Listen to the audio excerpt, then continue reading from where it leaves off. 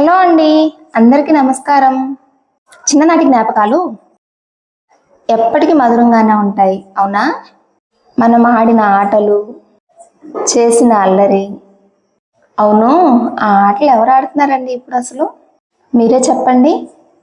మీకు గుర్తున్నాయా మనం ఆడిన ఆటలు? నాకైతే మా అమ్మ, మా అత్తయ్య గారి దగ్గర కూర్చొని వాళ్ళ సంగతులు వినడం అంటే చాలా ఇష్టం అండి. వాళ్ళ పూర్వం ఏం జరిగింది, వాళ్ళ చిన్ననాటి సంగతులు ఇంకా ఇష్టమండి వినడం అంటే. మా పిల్లలు నిన్న వచ్చి పడవలు చేయమని చెప్పి అయితే పేపర్స్ ఇచ్చారు నాకు. ఒక్కళ్ళు కాదండి, నలుగురు వచ్చారు.